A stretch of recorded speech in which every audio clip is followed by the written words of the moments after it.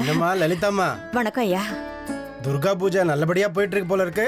எல்லாம் அந்த தாயோட அனுகிரகம். நாளைக்கு தான் கடைசி நாளா? நாளானைக்கு. அப்ப விருந்தெல்லாம் தடபுடலா இருக்கும். இல்ல, வீட்டோட மட்டும்தான் பண்றோம். சேகரனை முதல்ல கஞ்சத்தனத்தை விட சொல்லுமா. அவனுக்கும் சுந்தரிக்கும் உத்தியோக உயர்வு கிடைச்சிருக்குல. வித்யாசங்கரன் டிராவல்ஸ் நடத்துற அளவுக்கு வந்திருக்கான். ஒரு 50 பேருக்காவது சாப்பாடு போட சொல்லுங்க சேகர. செலவு பண்ணாதான் சம்பாத்தியத்துக்கு வழிகாட்டுவா அந்த தாயி. அந்நியதானம் சரணம் நாஸ்தி துவமே சரணம் நம அப்படின்னு சொல்லுவா. எதுக்கும் கவலைப்படாதீங்கோ, அம்பாள் இருக்கா, எல்லாத்தையும் பார்த்துப்பா. சர்வ மங்களம் மங்களே. அப்ப நீங்க போற வழியில தான் போவீங்க. யார் பேச்சையும் கேட்க கூடாதுங்கிற பிடிவாதம் ஒரு மனுஷனுக்கு இருக்க கூடாது. ஒரு காரியம் நடக்கணும்னா அதுக்கு என்ன வேணாலும் செய்யலான்னு சாஸ்திரம் சொல்லி இருக்கு. குருசேஸ்திரத்துல ஜெயிக்கணுங்கிறது தான் கிருஷ்ணனோட லட்சியம். அதனால அவன் செஞ்சது எல்லாமே தந்திரங்கள் மட்டும்தான். கடைசியில என்ன நடந்தது? கௌரவர்கள் தோத்தாங்க, அவ்வளவுதான். ஆனா அதுக்கப்புறம் பாண்டவர்கள் நிம்மதியா இருந்தாங்களா? தர்மராஜா தூங்கும் போது கனவுல தெரிஞ்ச முகம்லாம் ஆவியா பேயா வந்துச்சாமா. வனவாசம் அப்ப கூட நிம்மதியா தூங்கினவன் நாட்டு ஆள ஆரம்பிச்ச அப்புறம் நிம்மதியை இழந்துட்டான். ஆனா இங்க நான் யாரையுமே சாகடிக்கல. நான் நினைச்ச காரியம் நிறைவேறதுக்கு தேவையான வழிகளை நானே தேடிக்கிறேன், அவ்வளவுதான்.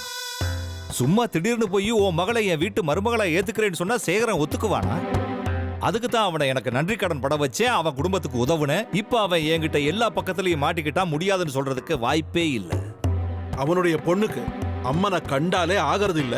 நீங்க அம்மனை ஆராதிக்கிறவரு. 2 பேருக்கு ஒத்து வருமா?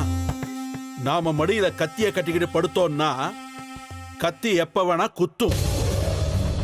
இப்ப என்ன நினைச்சுக்கிட்டு இருக்கீங்க? நான் தோக்கணும்னு தானே?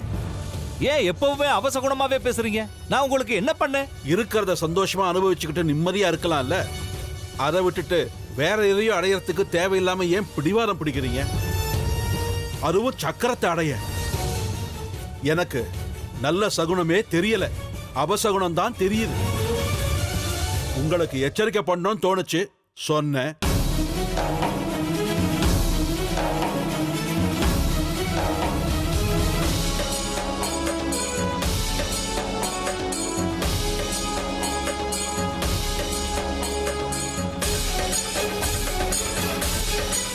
நான் செய்யறது சரியில்லைன்னு உங்களுக்கு தோணுச்சுன்னா உங்க வேலையை நீங்க பாருங்க. விலகி போகணும்னு நினைச்சா அப்படியே விலகி போயிடுங்க.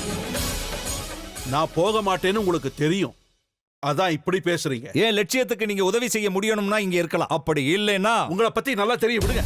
நீங்க செய்யற பாவம் உங்க பையனை தாக்க கூடாதுங்கிறதுக்கு தான் அப்படி சொன்னேன். நீங்க வாயை மூடிக்கிட்டு இருந்தாலே போதும். நானும் சந்தோஷமா இருப்பேன், என்னுடைய வம்சமும் சந்தோஷமா இருக்கும். இதுக்கு மேல இந்த பேச்சை தொடங்க வேண்டாம். இந்த விருப்பாட்சா ஒரு தடவை குறி வச்சிட்டா போதும். அதுல இருந்து தப்பிக்கிறதுக்கு இந்த சேகரனாலையும் முடியாது, அந்த அம்மனாலையும் முடியாது.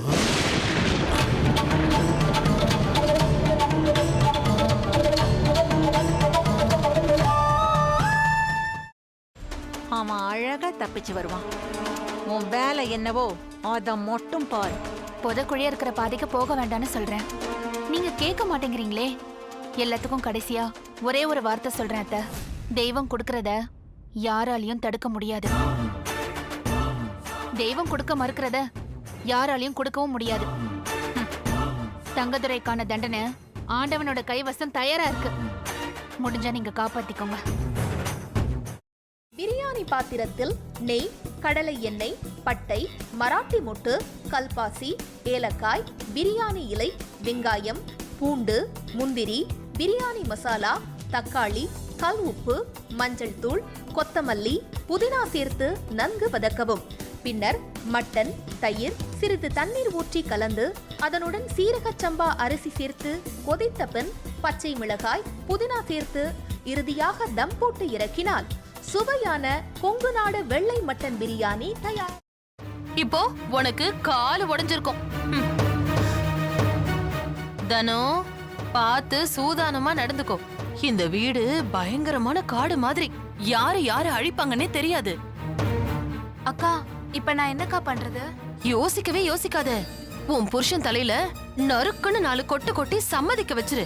புரியுதா? சரிக்கா. முதல்ல அந்த வேலையை பாரு. போ போ.